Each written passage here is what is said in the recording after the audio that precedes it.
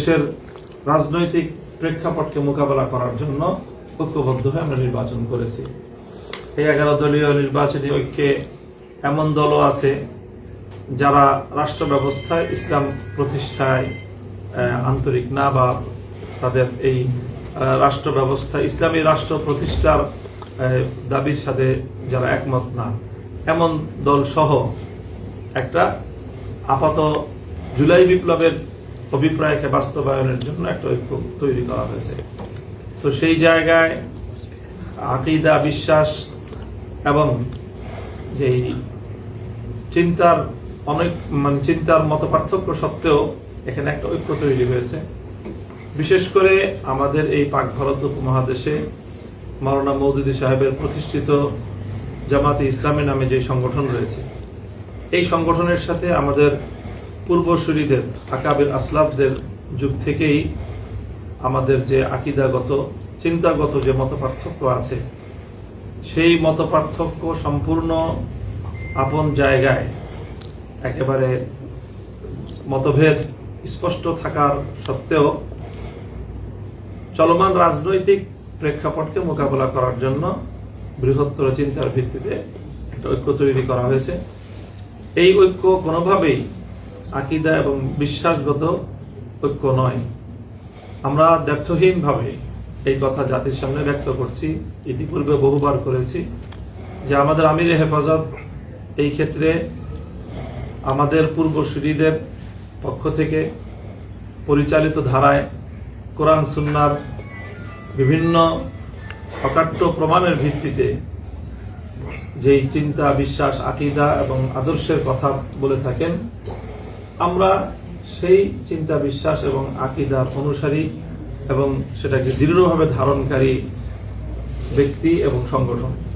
আমাদের বাংলাদেশ খেলাফত মজলিস সহ অন্যান্য যে সংগঠনগুলো হেফাজতে ইসলামের ভুক্ত আছি, আমরা এই সকল চিন্তার ক্ষেত্রে আমাদের পূর্বসূরীদের কোরআন সুন্নাহর ভিত্তিতে অবলম্বিত পথের দৃঢ় অনুসারী আমরা।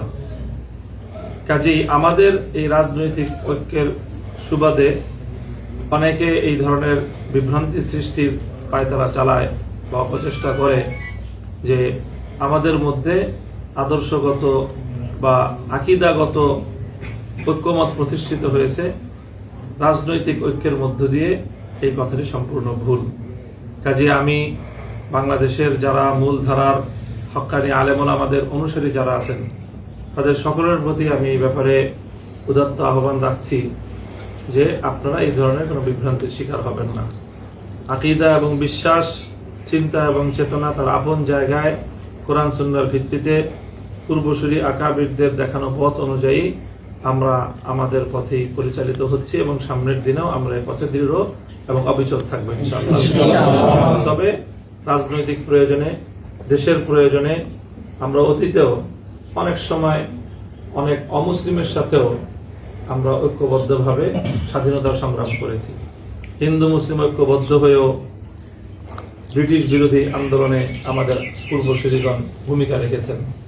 বিভিন্ন সময়ে বিভিন্ন রাজনৈতিক দলের সাথে আমাদের ঐক্যের অতীত ইতিহাস রয়েছে। সুতরাং 11 দলীয় নির্বাচনী ঐক্য যেটি, সেটিও তেমনই একটি ঐক্য। এটি আদর্শিক এবং আকীদাগত কোনো ঐক্য নয়। এই বিষয়ে আমাদের বক্তব্য অত্যন্ত ব্যর্থহীন। কাজে এই বিষয়ে কোনো বিভ্রান্তির কোনো সুযোগ নেই। সেই সাথে আমি এটাও স্পষ্ট করতে চাই যে হেফাজতে ইসলামকে দুর্বল করার নিমিত্তে হেফাজতের মধ্যে বিভেদ আছে, বিভক্তি আছে মর্মে কিছু প্রচারণা পরিচালিত হচ্ছে। হেফাজতের মধ্যে প্লাস মাইনাসের অনেক ধরনের খেলা পরিচালিত করার মতো দূরভিসন্ধি এবং ষড়যন্ত্র চলছে। হেফাজতের কেন্দ্রীয় নেতৃবৃন্দ, আমিরে হেফাজত সহ এই বিষয়ে আমরা অত্যন্ত বদ্ধপরিকর যে আমরা আমাদের পূর্বসূরীদের ধারায় পরিচালিত কোরআন সুন্নাহর ভিত্তিতে যে চিন্তা, দর্শন, আকীদা, বিশ্বাসের ভিত্তিতে হেফাজতে ইসলাম যেভাবে ঐক্যবদ্ধ আছে এবং সেই ঐক্য অতীতের যে কোনো সময়ের তুলনায় এখন আরো সংহত এবং মজবুত, আগামী দিনে বাংলাদেশকে ইসলামের সঠিক ধারায় পরিচালিত করার জন্য, ইসলাম বিরোধী যে কোনো অপতৎপরতাকে মোকাবেলা করার জন্য রাষ্ট্রীয়, সামাজিক, আন্তর্জাতিক যে কোনো অঙ্গন থেকে ইসলামের উপর যে কোনো আঘাত আসবে, সেই আঘাতকে হেফাজতে ইসলাম অতীতের মতোই সেই তার সর্বশক্তিমত্তা নিয়ে আল্লাহর সাহায্য নিয়ে মাঠে অবতীর্ণ থাকবে ইনশাআল্লাহ। আমরা দেশবাসীর কাছে সহযোগিতা চাই, দোয়া চাই যে হেফাজতে ইসলাম যেন তার ঐতিহাসিক ভূমিকা আগামী দিনে অব্যাহত রাখতে পারে। আল্লাহ পাক রব্বুল আলামিন আমাদের সকলকে তৌফিক দান করুন। একটা কোশ্চেন ছিল,